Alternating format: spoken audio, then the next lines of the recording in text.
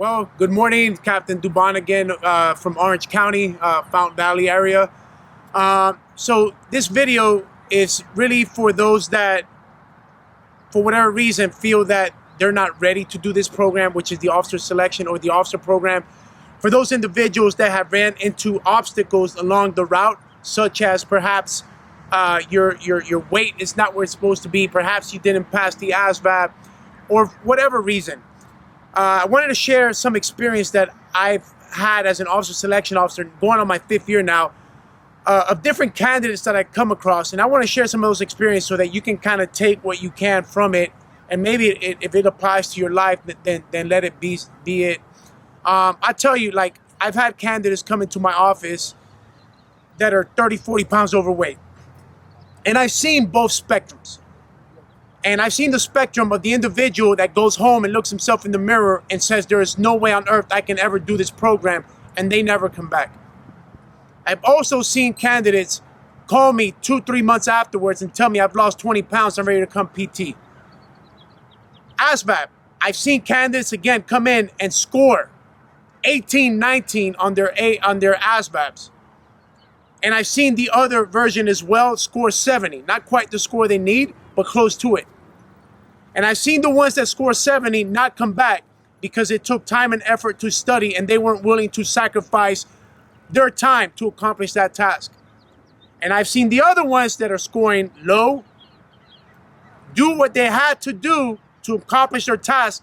And some of them right now are second lieutenants, first lieutenants in the United States Marine Corps. Same thing for waivers or selection. If you weren't selected, I've seen both spectrums. I've seen some candidates go downhill.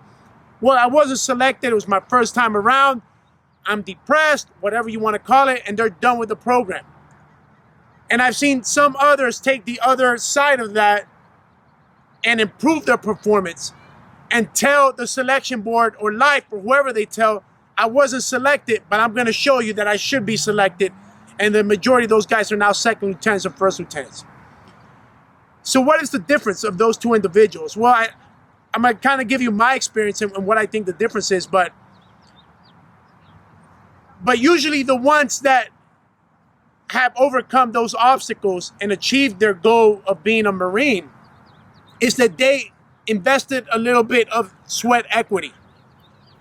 Once you invest time, your own time, and now you're studying and you start studying, or you start PTing and you start losing 5 pounds, you start losing 10 pounds. You've now created a sweat equity where it becomes a little bit more difficult to go back. But the toughest part of all these processes is just getting started, right? So I think what happens, and here's an example. If you're 40 pounds overweight, if you start thinking, man, I got to lose 40 pounds, you've already lost the battle. You should be thinking, well, maybe I should lose 3 pounds. Let me see how that goes. And now you start building that equity. You lost 3 pounds. Now it becomes a little bit more difficult to stop. For your ASVAB, you spent three days studying. It makes it more difficult to not continue studying. When you show up for PT with your OSO or PT on your own, and you've invested that time in early mornings, it makes it more difficult for you not to continue the process when things don't go your way. When a waiver is denied or you're not selected for OCS, then find somebody that can at least look your way. I get phone calls all over all the time from people all over the country asking me about waivers and stuff. And I'm even working some individuals from far away with waivers. But I guess what I'm getting at is invest, take baby steps, invest in the process.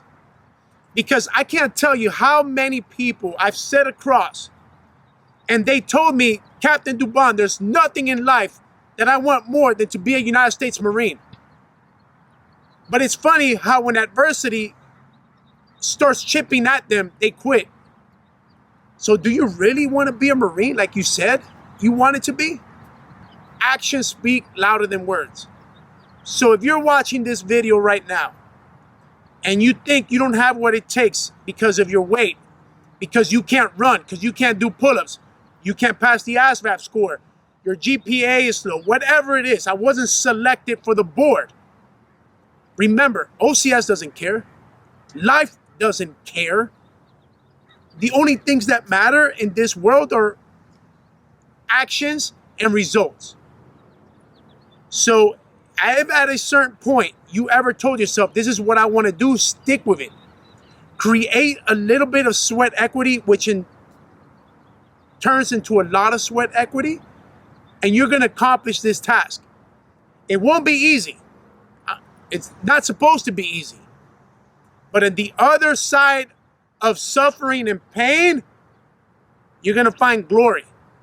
And that is you being a United States Marine. And again, I'll leave you with this. And I told my guys this morning. People don't achieve what they don't achieve. It's not because they fail. It's because they quit. If you don't quit in the process of officer candidacy or anything in life for that matter, if you want to be a doctor, don't quit your physics class. Don't quit your chemistry class.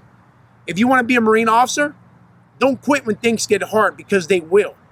But that's a matter, that's just life testing you to see if you want what you really say you want. So if you're watching this, keep at it. Keep at it. It's going to suck.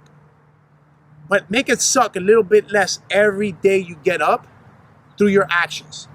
I hope to hear some success stories and share them. By all means, share them, inspire others. But again, don't quit. Keep at it. If I seen some guys that were not there able to accomplish this, so can you. Put your mind to it, train with others, and just do what you have to do, but don't quit. All right, thank you. And I'll be posting more content more regularly now that the PLC boards are done with. But again, thank you again.